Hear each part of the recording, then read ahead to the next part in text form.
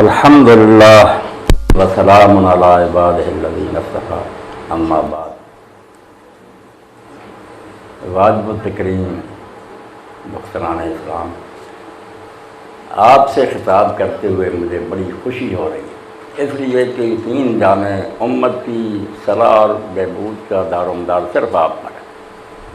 مادرا لا اسوہ کامل بطور ماں جو ہے نا سیرت فرزند ماں، جتنی آنے والی نسل ہے ان کا نیک ہونا یا بگڑ جانا آپ کے ہاتھ میں ہے، اور اسی لیے اللہ کے رسول علیہ السلام نے آپ کی بڑی قدر و منزل بیان فرمائی کہ جنت ماں کے قدموں کے نیچے، اور فرمایا جس کے گھر میں 3 بیٹیاں ہوں اللہ اس کو اس آزمائش میں مبتلا کرے اور وہ برا نہ جانے، ان کی پرورش کرے اور ان کے نکاح کرے، کنہ ستر اللہ من النار، دوزخ سے اس کے لیے آڑ ہو جائے، اس باپ کو بچا لے گی، بڑی قدر فرمائی۔ اسی کا اقبال کہتے ہیں کہ مادنا سیرت فرزند ماں، بچوں کا کریکٹر وہی بنے گا جو ماؤں کا ہوگا۔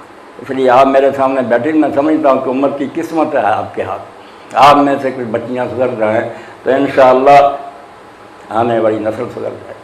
الام مدرسۃ اذا اعددتها، عرب شاعر کہتا ماں جب تم لاتے ہو نکاح کر کے تو دراصل ایک ادارے کی بنیاد رکھ رہے ہوتے، مدرسہ ایسی یونیورسٹی اور کالج اعددت شابا طیب العذار، ایسی پاکیزہ نسل کی بنیاد رکھ جس کی جڑیں بہت گہری۔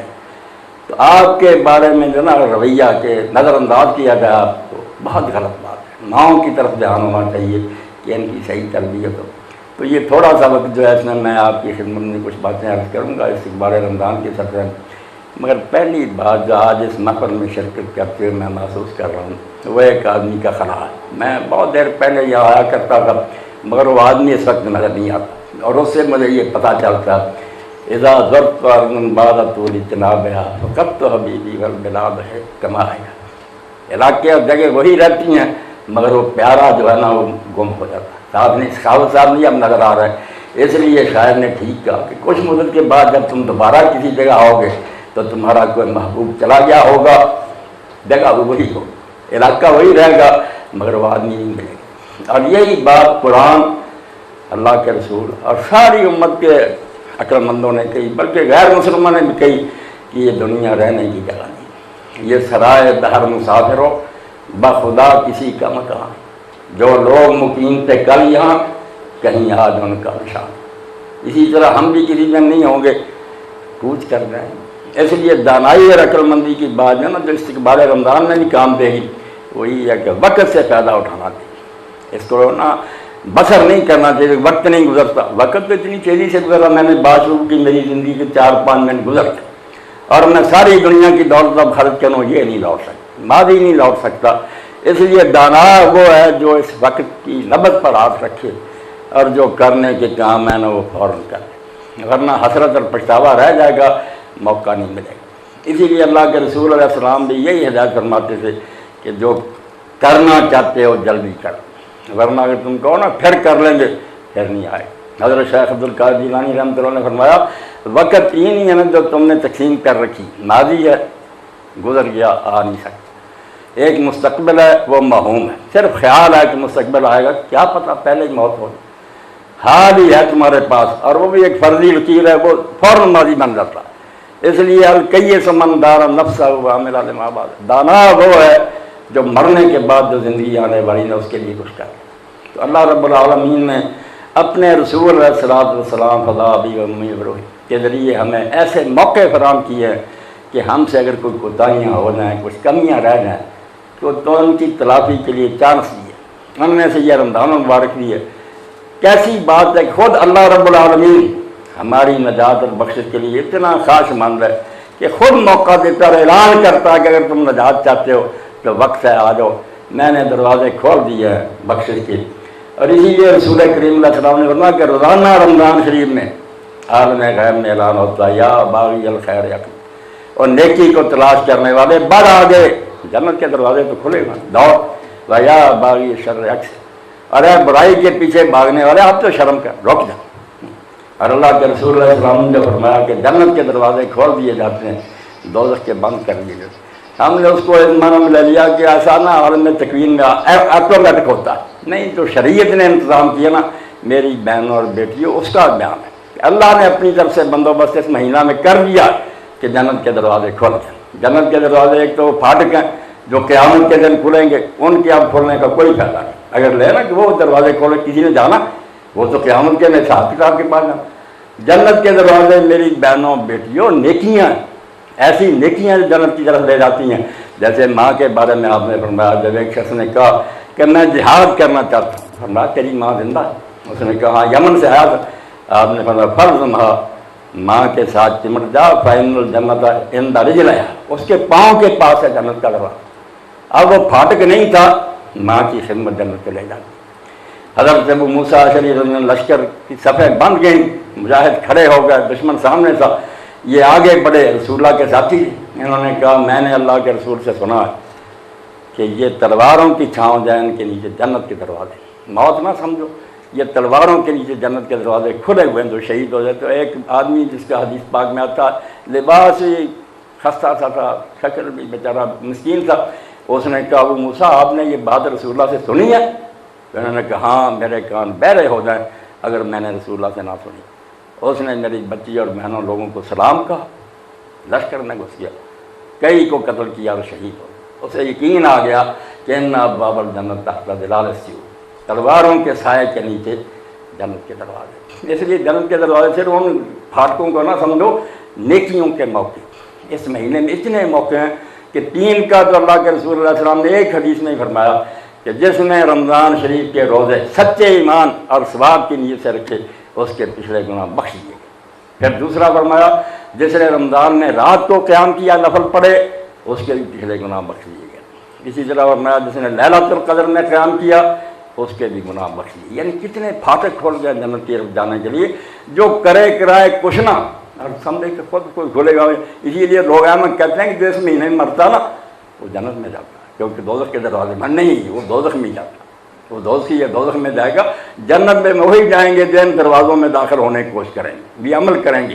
اور دوزخ کے دروازے جو ہیں آپ دانا ہیں سب سمجھ لیں کہ ساری برائیوں کی جڑ 2 راستے، یہ منہ اور شرمگاہ۔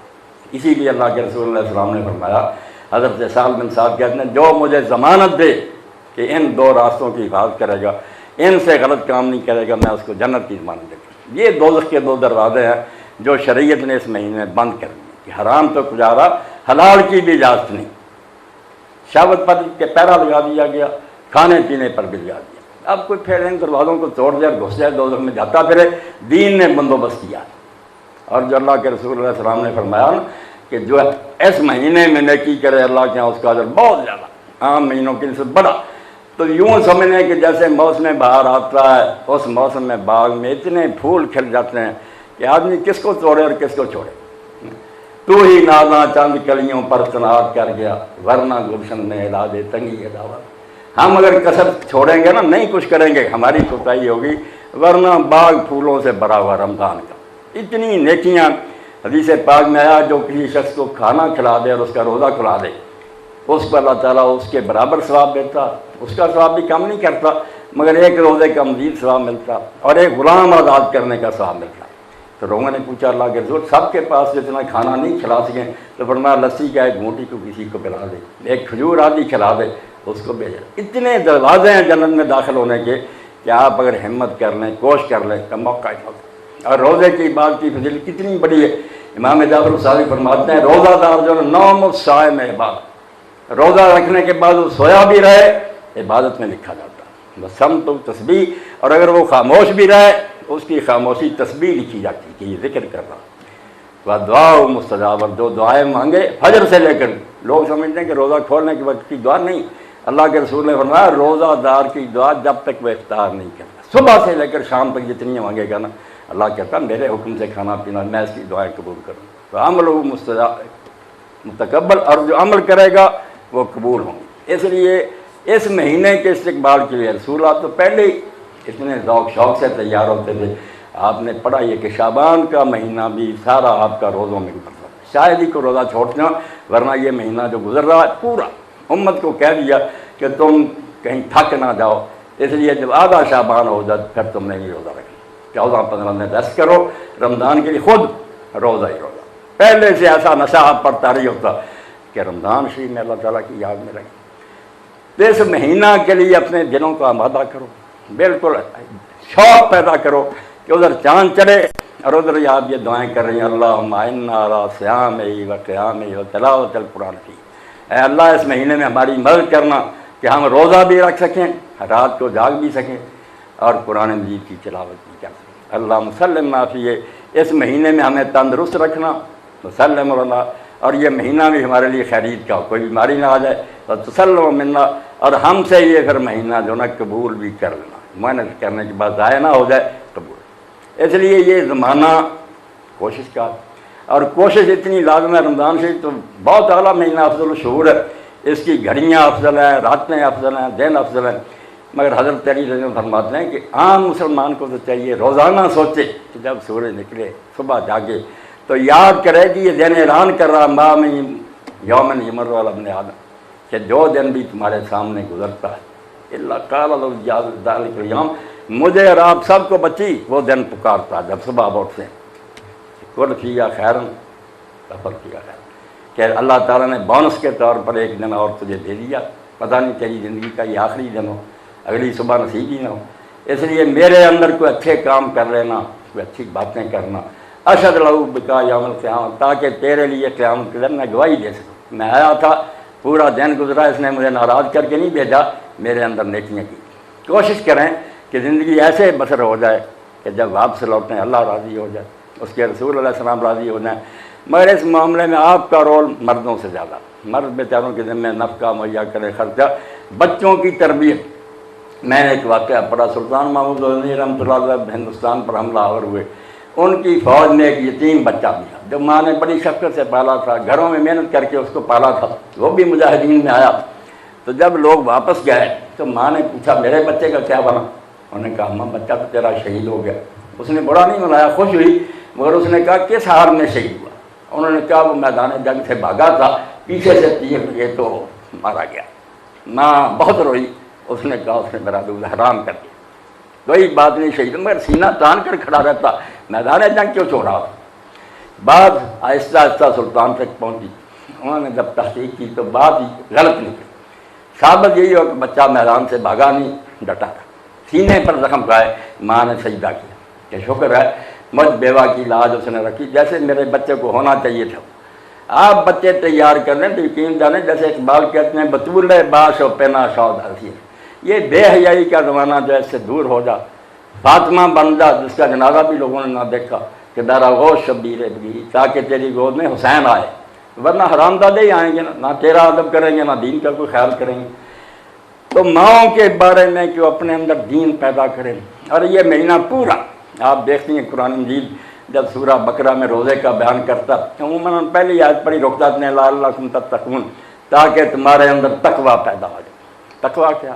کہ خطرات سے بچنا، نقصان دہ شہر سے بچ بچ کر چلتے رہنا، راستے میں بڑے خطرات ہیں، گمراہی کے امکان ہیں، کھڈے ہیں، گاڑی کو بچا کر لے جانا، گناہوں سے پرہیز کر کے خطرات سے بچ کر لنگ جانا، جس کو علامہ اقبال رحمۃ اللہ نے بڑے پیارے انداز میں کہا، زندگی کی راہ پہ چل لیکن ذرا بچ بچ کے چل، یوں سمجھ لے کوئی مینا خانہ بار دوش، کندھوں پر شیشوں کا جیسے ٹوکرا ہوتا نا، آدمی آوارگی نہیں کر سکتا، بڑی احتیاط سے چلتا، زندگی کا سفر کرو، ترقی کرو، آسمانوں تک پہنچو، دین کو کیس راہ نہیں، مگر بچ بچ، غلط راستوں سے بچنا، تباہی میں نہ کہیں مبتلا ہو جائے۔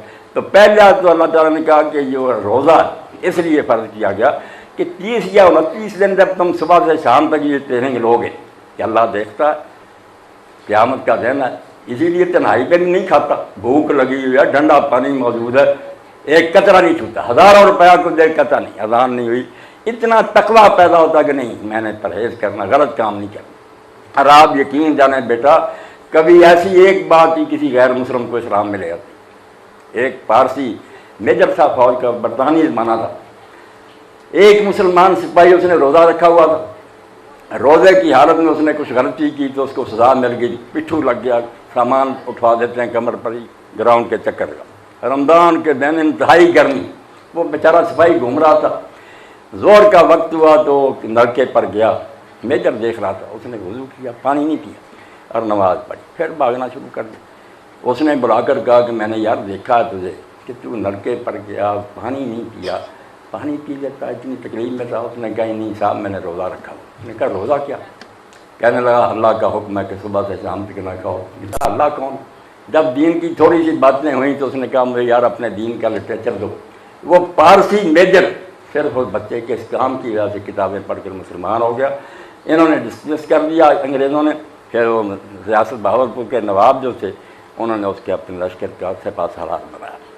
یعنی روزے کی برکت سے کہ یار اس نے اس لیے پانی نہیں کیا کہ اللہ نے روکا ہوا، تو جو اللہ کا حکم مان کر 30 دن یہ مشق کرے کہ میرا اللہ دیکھ رہا، میں نے اس کو حساب دینا، غلط کام کیوں کرے؟ حدیث پاک میں آتا ہے کہ ایک آدمی نے زمین بیچی، دوسرے نے خرید لی، کسی کو پتہ نہیں تھا کہ اس زمین میں سونا دفن ہے، نہ بیچنے والے کو نہ خریدنے والے کو۔ صحیح بخاری میں جب اس نے کھودی زمین تو مٹکا نکلا سونے کا۔ وہ پہلے آدمی کے پاس گیا جس کو تقویٰ کہتے ہیں، جس کو اب دنیا ترس گئی، لوگ بہت پڑھ گئے، ڈگری ہولڈرز ہیں مگر کرپٹ، کوئی چارہ نہیں، بڑے بڑے افسر ہیں، چیئرمین ہیں مگر ڈاکو، یہ علم ان کو نیک نہیں بنا سکا۔ مگر وہ ان پڑھوں کی بات سنیں جن کے اندر تقویٰ، پہلے سے اس نے جا کر کہا کہ میں نے آپ سے زمین خریدی تھی، سونا نہیں خریدا، اس لیے یہ سونا نکلا یہ آپ کا۔ اس نے کہا یار جب میں نے بیچا تھا مجھے کیا پتا تھا اس میں سونا، میں نے زمین نہیں بیچ دی تھی، سونا بھی آپ کی خریدی۔ جب یہ جھگڑا ہوا تو انہوں نے ایک آدمی کو ثالث مقرر کیا کہ ہمارا فیصلہ کرو۔ اس نے بات سن کر کہا یار اتنے نیک ہیں۔ اس نے کہا تمہاری کوئی بیٹی بیٹا ہے؟ ایک کا بیٹا تھا دوسرے کی بیٹی تھی۔ انہوں نے کہا تم دونوں کو آپس میں رشتہ کرنا، ایسے نیک لوگ کا آپس میں تعلق ہونا چاہیے۔ یہ وہ برکت ہے جو دین کی وجہ سے آدمی میں پیدا ہوتی ہے۔ وہ کہیں بیٹھا اور دیکھتا ہے کہ میرا رب مجھے دیکھ رہا، وہ غلط کام نہیں کرتا۔ اس لیے روزے کے بارے میں فرمایا کہ روزہ اس لیے مقرر کیا ہے کہ تم برائی سے بچنا سیکھ جاؤ۔ مگر اسی پر بات نہیں ختم ہوئی، آگے پھر آیت کریمہ میں آیا کہ اللہ رب العالمین نے اس مہینہ میں قرآن اتارا، وَلِتُكَبِّرُوا اللَّهَ عَلَىٰ مَا هَدَاكُمْ وَلَعَلَّكُمْ تَشْكُرُونَ۔ دو فائدے اور بتائے کہ روزے کا ایک مقصد یہ ہے کہ کیونکہ اللہ تعالیٰ نے تمہیں ہدایت دی ہے، قرآن کے ذریعے سیدھا دین بھی سکھایا، اس لیے اس تعلیم پر تم اللہ تعالیٰ کی عظمت کا اعلان کرو۔ روزے کے ذریعے پریکٹیکلی ثابت کرو کہ میرا حاکم اللہ ہے، میں اس کے حکم پر کھانا پینا بھی چھوڑ دیتا ہوں، جب اجازت دے گا کھاؤں گا۔ اس لیے آپ دیکھتے ہیں کہ صبح اذان ہوتی ہے کھانا منہ میں چھوڑ دیا، اور جب اذان ہوتی ہے مغرب کی اس وقت پھر اللہ تعالیٰ چاہتا ہے کہ جلدی کرو۔ اس وقت جو بنتا نا بڑا نیک نہیں احتیاط ابھی کچھ رکنا، کہتا بالکل بیوقوف ہے، جب میں اجازت دے رہا ہوں تم مستقری اور بے نیاز ہو کر دکھاتے ہو کہ مجھے اللہ کے رزق کی ضرورت، فوراً کھاؤ۔ احب و عباد یہ نہیں ہے دلوا فطرہ، تم میں سے سب سے پیارے مجھے وہ ہیں جو جلدی روزہ افطار کرے۔ وہاں جلدی مانگتا ہے کہ حکم ماننا اپنی مرضی نہیں ماننا۔ تو لِتُكَبِّرُوا اللَّهَ عَلَىٰ مَا هَدَاكُمْ، اس نے جو دین تمہیں سکھایا اس پر اعلان کرو کہ میری نگاہ میں صرف اللہ کا حکم بڑا اور کوئی چیز نہیں، میری خواہشات کوئی نہیں۔ اور ساتھ ہی فرمایا وَلَعَلَّكُمْ تَشْكُرُونَ، روزے کے ذریعے تمہارے اندر شکر کا جذبہ نشو و نما ہے۔ شکر دو طرح کا، اللہ کا بھی شکر ہے کہ اس نے قرآن جیسی کتاب دی۔ اب اس کا شکر تو یہ ہے کہ قرآن پڑھیں، اس کا علم سیکھیں اور اس پر عمل کریں۔ اس سے بڑی بے قدری نعمت کی نہیں ہوتی کہ کسی چیز کو آپ کو کسی نے دی کہ اس سے فائدہ اٹھاؤ، آپ اس کو اینٹ کی طرح رکھ چھوڑ دیں، کتاب بھی پڑھی نہیں سراہنا اینٹ رکھ لی، بے قدری ہے اس نعمت۔ تو قرآن جیسی نعمت جو ملی ہے اس مہینہ میں زیادہ ختم کرنے کی ضرورت نہیں۔ جو لوگ کہتے ہیں نا قرآن ختم کرو، مہینے کہیں نہیں آیا، اس مہینے میں قرآن ختم کرنے میں کوئی سنت نہیں۔ آپ صرف ایک سورت جو ہے نا چن لیں، اس پر ساری توجہ، تفسیریں ہیں کتابیں ہیں اس کو پڑھیں، جو چیز سمجھ نہ آئے اس کو دوسرے سے پوچھیں۔ ایک سورت بھی آپ نے مکمل سیکھ لی نا، حق ادا کیا اللہ کی کتاب۔ اور اسی کو علامہ اقبال رحمۃ اللہ نے فرمایا ان کتابیں نے اس چیز دی گیا۔ اس کو یہ نہ سمجھتا ہوں کہ کتابوں میں سے کوئی کتاب ہے، نہیں، یہ الگ چیز ہے، انقلاب کی کتاب ہے، اس نے دنیا بدل دی تھی، اس لیے قرآن مجید کی طرف آئے، وہ اس کا شکریہ۔ اور دوسری طرف یہ ہے کہ جب ہم فاقہ کرتے ہیں، شام کو محسوس ہو جاتا ہے کہ بھوک اور پیاس کا یہ حال ہے، تو پھر مسکینوں اور غریبوں کا خیال بھی آ جاتا ہے کہ ان کی مدد کریں۔ اسی لیے اس کو شہر المواسات کا کہ لوگوں کے ساتھ ہمدردی اور خیر خواہی کا مہینہ۔ آدمی سمجھتا ہے جب میرا حال یہ تھا تو جن لوگوں کے گھر میں کچھ نہیں، میں ایک ہی بات حضرت باجید بستانی کی سنا کر ختم کرتا، پھر سوال آپ نے کرنا کر لیں۔ کھانا کھاتے تھے اللہ کے ولی، سوکھی روٹی پانی میں ہر رکنے پر اللہ سے یہ معافی مانگتے تھے کہ اللہ اس ٹکڑے میں بھی اگر کسی مسکین کا حق ہے جو مجھ سے بری حالت میں ہے تو مجھ سے معاف نہ دیں۔ بھی ہم یہ لوگ اپنے ایسے اللہ چلوں میں خرچ کر رہے ہیں، سمجھتے نہیں کہ جن کے گھروں میں غربت ہے اور بیچارے فقیر ہیں ان کا کیا حال۔ حضرت امام زین العابدین کھانا پکواتے عمدہ، مسالے ڈلواتے، پھر اٹھا کر ڈھکن اس کا خوشبو لیتے اور بعد میں اس پلیٹیں بھر کر مسکینوں کے گھر میں بھیج، آپ ایک لقمہ نہیں چکھتے، ان کو دو جو بیچارے ان سے محروم ہیں۔ تو یہ غمخواری کا مہینہ ہے، اللہ کی کتاب کا حق ادا کرنے کا مہینہ اور برائیوں سے اجتناب کا مہینہ۔ آپ بچیاں، ایک بات جو نصر اللہ صاحب نے لکھی تھی بڑی پیاری، کہ ایک شخص نے دوسری شادی کر لی، پہلی بیوی کو نہیں بتایا، چھپا کر رکھا، مگر اس کو پتہ چل گیا۔ جب یہ خاوند فوت ہوا تو اس بچی نے جائیداد میں سے جو اس کا 8واں حصہ تھا اس میں سے 16واں حصہ اس کو بھیج دیا اور کہا تو میری بہن ہے، مجھے پتہ تیرے ساتھ نکاح میرے خاوند تیرا حق بنتا۔ اس نے وہ اتنی ایماندار نہیں، تقویٰ تھا، واپس بھیج دیا کہ نکاح میرے ساتھ کیا تھا مگر موت سے کچھ مدت پہلے مجھے طلاق دے دی، میرا نہیں حق بنتا۔ اس نے پھر واپس بھیج دیا، اگر طلاق دے بھی دی تھی تو میں اپنے حساب میں سے تجھے دیتی ہوں، تو میری بہن رہی ہے، میرے خاوند کے نکاح میں تھی۔ یہ ہے وہ برکت اور وہ کیریکٹر جو قرآن سے پیدا ہوتا، ورنہ آپ دیکھ ہی رہی ہیں کہ دنیا اس وقت جہنم بنی ہوئی ہے، آگ ہی آگ ہر طرف، سب لوگ چیخ چلا رہے ہیں کہ علم نے لوگوں کو کچھ نہیں سنوارا، بگاڑا ہے۔ اللہ رب العالمین مجھے آپ سب کو بیٹا توفیق دے کہ ہم اس مہینے کا حق ادا کریں، اللہ تعالیٰ سے دعا کریں کہ یہ پورا مہینہ ایک ایک لمحہ آ رہے کہ گھڑی اس کی اللہ کی مرضی کے مطابق بسر ہو، تندرستی دے، اللہ تعالیٰ قبولی فرمائے۔ وآخر دعوانا الحمدللہ رب العالمین، وصلی اللہ تعالیٰ علی خیر خلقہ سیدنا محمد و آلہ وصحبہ۔ کوئی سوال اور روزے وغیرہ کے بارے میں تو آپ بڑی خوشی سے کر رہے ہیں۔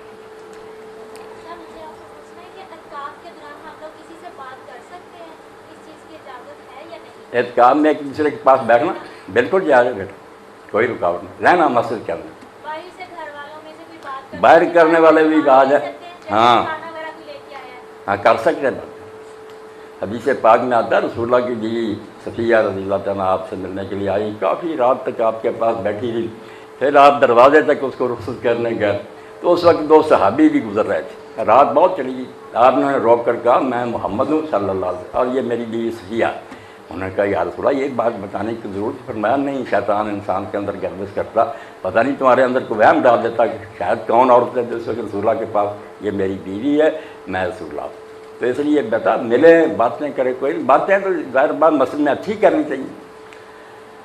اگر کوئی بہن اعتکاف بیٹھے اور اس کے پاس کھانا لانے والا کوئی نہ ہو، گھر جا کر کھانا بھی لا سکتی، زیادہ دیر نہ لگائے، کھانا لے۔ اور کل پرسوں ایک بیٹی پوچھ رہی تھی میں جا رہی ہوں مدینہ منورہ میں، اعتکاف کا ارادہ، میری بوڑھی والدہ بھی ساتھ ہے، وہ پرہیزی کھانا کھاتی ہے، وہ بھی اعتکاف کرنا، میں گھر جا کر نا اپنے لیے اس کے لیے پکا کر لے آئی۔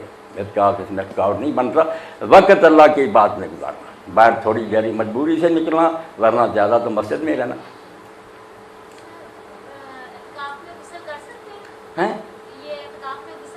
نہیں بیٹا، یہ غسل کی جو اجازت دیتے ہیں ان کی زیادتی ہے۔ غسل اگر جائز ہوتا تو نبی علیہ السلام اتنی تکلیف کیوں فرماتے کہ سر مبارک کس طرح باہر نکال دیتے تھے مسجد میں بیٹھے بیٹھے حجرہ میں، اب ایسا اگر دھو دیتی تھی کنگھی کر دیتی تھی، باہر نہیں نکلتی۔ اگر جانے کی اجازت ہوتی تو آپ نہ باہر جا کے نہاتے، نہیں، بغیر غسل کے جانا۔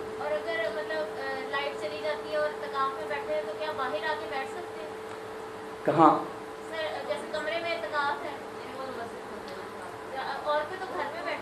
ہاں کئی عورتیں مسجدوں میں بیٹھ رہی، گھر میں بھی بیٹھ سکتی،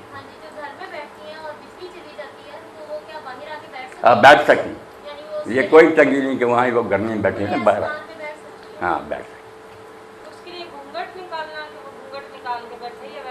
نہیں یہ بھی جو ہے نا بیچاریاں گھونگھٹ نکال کے، یہ مرد بھی خیمہ بنا کر اس میں بند رہتے ہیں، کوئی اس کا تکلف کی ضرورت نہیں، کوئی بنا لے اس طرح کا پردہ اور تکلیف نہ ہو، گرمی وغیرہ ٹھیک ہے، ورنہ لوگوں میں ملے جلے بھی رہیں۔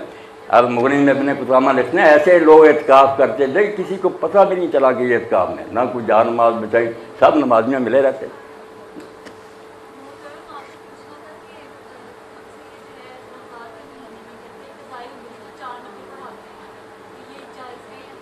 یہ بیٹا بالکل دین میں ایک بدعت ایجاد کی ہے لوگوں نے کہ قضائے عمری کرو، ساری عمر کی نمازیں جو ہے نا، آپ تو 4 کہتے ہیں، ورنہ لوگوں نے بنایا کہ 20 رکھتے ہیں پڑھ لو، آخری جمعہ میں 17 رکھتے فرضوں کی قضا ہے، 2 فجر 4 ظہر 4 عصر 3 مغرب 4 اور 3 وتر، تو سارے سال کے بلکہ عمر کہہ رہی بہت جھوٹ بولتے، بالکل یہ کوئی حدیث نہیں، نہ یہ کوئی حکم ہے، بناوٹی بات۔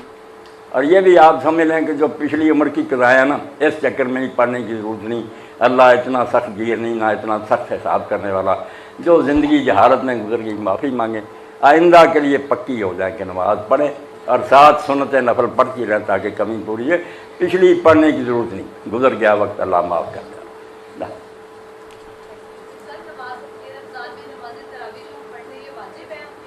نہیں بیٹا، کوئی واجب نہیں، یہ تو اس حدیث میں ساتھ ہی لکھا کہ حضور شوق دلاتے تھے کہ ان دنوں من غیر یامرون بیتنا، مگر کوئی تاکیدی حکم نہیں دیتے تھے۔ نفل پڑھ سکتا تو پڑھے، حضرت عمر رضی اللہ عنہ اللہ نے نفل مقرر کیے، جو اٹھ سکتا پڑھے، نہیں تو صرف روزہ رکھو، بس فرض کام کرو۔ اس لیے آپ تھکی ماندی ہو نہیں پڑھ سکتی تہجد تراویح تہجد وغیرہ تو فکر نہ کریں، رمضان آپ کا ٹھیک ہی ٹھیک ہے، آپ کا یہی کام بڑھا کے بچوں کو سنبھالنا، کھانا تیار کر کے، وہ سب نفلی نمازوں سے بہتر ہے۔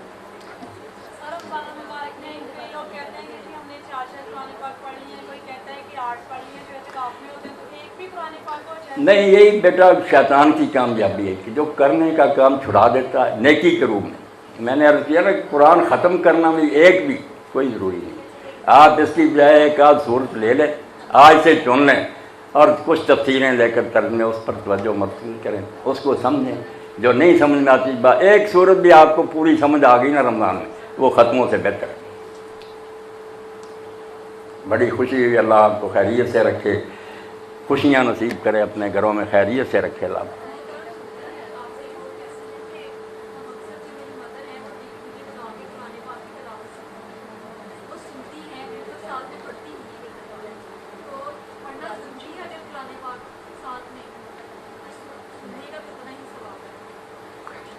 بیٹا جو نہیں پڑھ سکتا نا، وہ اگر سنتا ہے تو بڑی نیکی ہے، کسی دوسرے سے سنتا ہے۔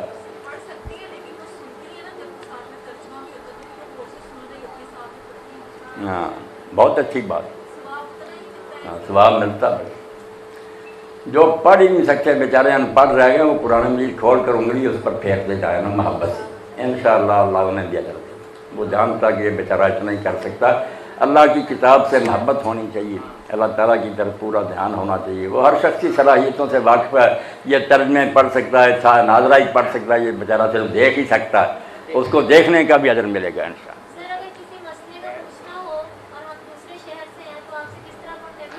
ہاں، میرا نمبر آپ نوٹ کریں نا، جہاں سے جی چیک کریں۔ اب بیٹا انٹرنیٹ پر بھی ساری دنیا آسٹریلیا سے امریکہ سے سن رہی، اور اتنے بچے بچیاں پوچھ رہے ہیں، میں تو پھر ریسیور اتار کے رکھ دیتا ہوں کہ میرا سونا حرام ہو گیا۔ نہیں، وہ کہتے ہیں ہم نے سب کے چینل چھوڑ دیے سوائے جھگڑے اور فساد کے، کوئی نہیں، آپ جو اسلام بتاتے ہیں بس ٹھیک ہے۔ ٹھیک ہے بیٹا، یہ نمبر نوٹ کروا دیں بچی، ہاں اتنے لکھ دو نا شاید، جب جی چاہیں بیٹا پوچھیں، کوئی مسئلہ آپ پوچھیں، میری بیٹیاں آپ اللہ تعالیٰ خیریت سے رکھے آپ کو۔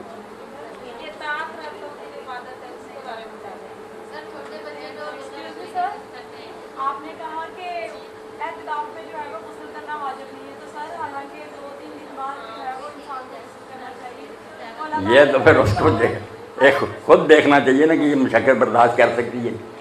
اسی لیے بعض لوگ جو ہے نا اعتکاف بیٹھ جاتے ہیں مگر آداب ملحوظ نہیں رکھتے، گپے مارتے ہیں، فضول حرکتیں کرتے ہیں۔ ان کے بارے میں مولانا عبد الماجد دریا بھائی صاحب اپنی تفسیر میں لکھتے ہیں کہ یہ ثواب کمانے کی بجائے گناہ نہ خریدیں، چھوڑیں، اعتکاف کی بجائے اور نیکیاں کریں۔ اعتکاف میں غسل نہیں بچا، بالکل کوئی دلیل نہیں، کسی امام نے اجازت نہیں دی، یہ لوگوں نے اپنی طرف سے نکالا کہ آپ اپنا سر مبارک دلواتے تھے۔ بھائی وہ تو آپ کے خلاف ہے، سر مبارک دلوانا کہ مسجد میں بیٹھے سر اس طرح کر دیتے، اگر جائز ہوتا نہانا لیتے جا کر۔ سر اس مقصد کی دعا بتا دیں، بچے کے لیے کوئی دعا۔ بچہ سرکش ہے یہاں پر؟ نہیں بچہ نہیں ہے، بچہ نہیں، بالکل ٹھیک ہے۔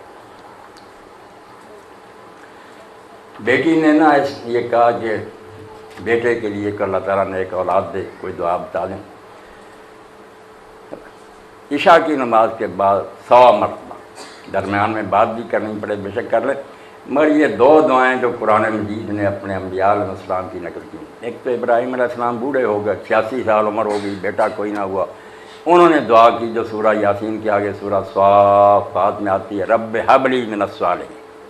اور دوسری دعا جو سورہ انبیاء میں زکریا علیہ السلام بوڑھے، سر کے بال سفید، بیوی بانجھ، رب لا تذرنی فردا وانت خیر الوارثین۔ یہ بیٹا دونوں ملا کرنا یا جدا جدا بھی 100 پڑھ لی، پھر دوسری 100 مرتبہ پڑھ لی، درود شریف اول آخر پڑھ لیں، 100 مرتبہ پڑھیں۔ سر اس کے لیے لازمی ہے کہ کاؤنٹنگ ہو یا آگے پیچھے بھی چلتے پھرتے نہیں چلتے پھرتے جس طرح بات بھی کوئی کرے درمیان میں کرے، پڑھ لیا کرے روزانہ۔ دوبارہ بتا سکتے رب حبلی من الصالحین، رب لا تذرنی فردا وانت خیر الوارث۔ اللہ نے ان دونوں پیغمبروں کی سنی۔ بارے میں یہ 23ویں پارے میں تو ابراہیم علیہ السلام کی آتی ہے، سورۃ انبیاء قرآن مجید ہوتا تو بس 17واں پارہ قرآن مجید دے دیتے نا، میں آیت نمبر بھی لکھوا دیتا۔ بالکل بیٹا پڑھیں، مجرب ہے، اللہ تعالیٰ ضرور قبول فرمائے گا، بچہ دے گا۔ اچھا سورہ انبیاء مل جائے گی آپ کو، سورہ نور سے پہلے۔ اور ایک بات احتیاطاً بیٹا میں آپ کو بتا دوں، ان دنوں میں کیس عام ہوگا کہ بچے ضائع ہو جاتے ہیں، گر جاتے ہیں، یہ بیماری عام ہو گئی ہے۔ اس کے لیے یہ آپ نے کرنا کہ اللہ تعالیٰ مہربانی فرمائے، شروع میں جب محسوس ہو تو یہ دائیں ہاتھ کی انگلی جو ہے نا انگوٹھے والی ناپ کے گرد گھمانی ہے، جب پورا پھیرا آ جائے تو یا متین یہ کہنا، 70 کرنے ہیں، صرف ایک رات کا عمل ہے۔ شروع میں چکر اس کے گرد ناپ کے پھیرا اور کہہ دیا یا متین، انشاءاللہ بچہ جو نا حفاظت سے رہے گا اور ٹھیک پیدا ہوگا، مہربانی کرے گا اللہ پاک۔ سر چھوٹے بچے جو روزہ رکھنے کے ضد کرتے ہیں 11 سے 12 سال کی عمر تک، ان کے بارے میں کیا؟ بچہ اگر ضد کرتے ہیں تو بڑی خوشی کی بات رکھوا دیں، اور جب وہ کھولنا چاہیں ان کو کھول لینے دیں۔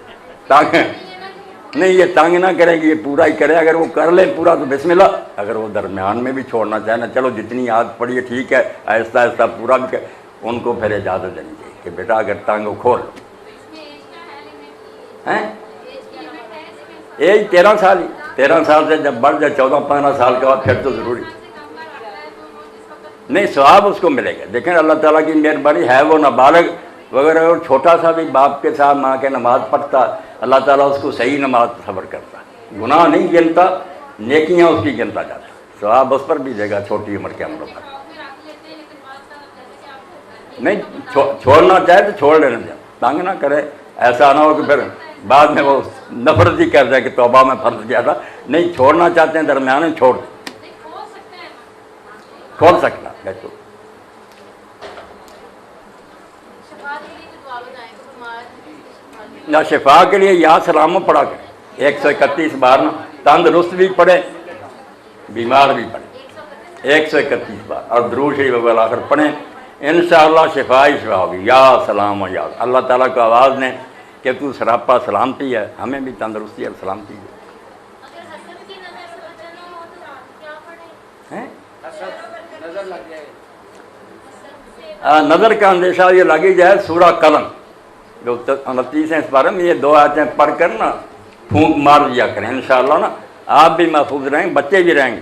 سورہ قلم اور اس کی آخری 2 آیات ہیں، وہیں یہ قاد اللہ دینا کفروا سے وما هو الا ذکر للعالمین، آخری 2 آیات یہ ایک ہی بار پڑھنی، اور بچے جو ہے نا وہ پڑھیں شوق سے، اور جو پڑھیں ان کو یاد رہے، بلکہ آپ کو بھی یاد رہے۔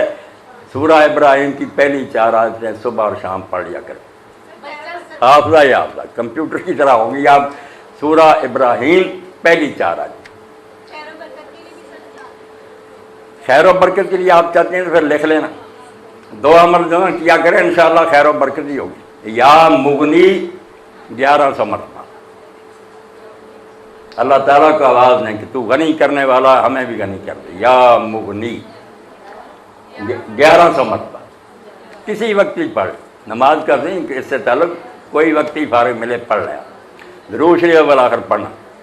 اور دوسرا اللہ صمد، اللہ صمد 1001 بار، یہ تو ہر مشکل کا حل ہے، کوئی مسئلہ آپ کا ہوگا انشاءاللہ حل ہوگا۔ اللہ صمد 1001 اور درود شریف اول آخر 11 مرتبہ، خیر کرے گا اللہ پاک۔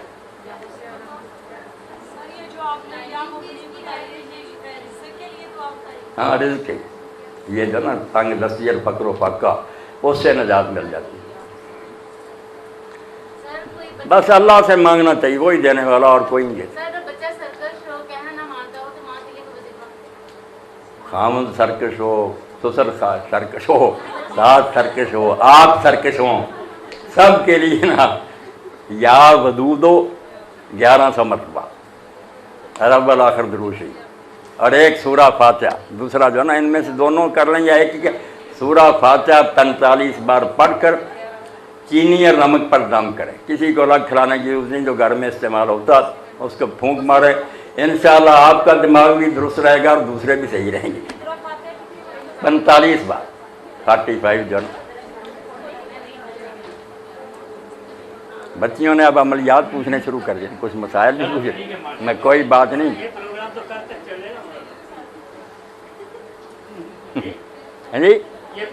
کل تک چلے گا۔ کوئی بات نہیں، یہ پھر یعقوب صاحب وہ بات ہے نا، میر جمع ہے احباب درد دل کہہ لے، یہ التفات ہے دل دوستاں رہے نہ رہے۔ کوئی پتہ ہے میری آپ کی پھر کبھی ملاقات؟ کوئی نہیں جانتا، ابھی یہی ہم میں سے کوئی ختم ہو جائے، بے وفا ہے زندگی۔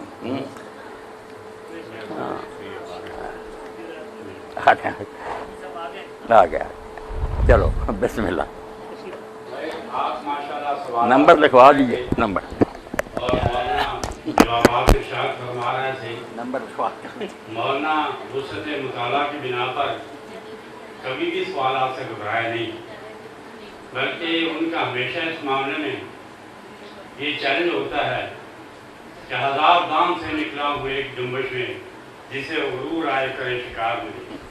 بڑے بڑے سوالات مولانا سے پوچھے گئے ہیں اور مولانا نے نہایت جامع اور برمحل جوابات دیے ہیں، تو یہ مولانا کے وسعت مطالعہ کی دلیل ہے اور مولانا کی حاضر جوابی کی دلیل ہے۔ تو بہرحال اب یہ پروگرام اختتام کو پہنچتا ہے، میرے ہاں اور بھی مہمان میرے دفتر میں بیٹھے ہوئے ہیں۔ الحمدللہ رب العالمین الرحمن الرحیم مالک یوم الدین والصلاۃ والسلام علی رسولہ الامین سیدنا و مولانا محمد وعلی آلہ واصحابہ اجمعین۔ اللہم وفقنا لما تحب وترضى واجعل آخرتنا خیرا من الأولى۔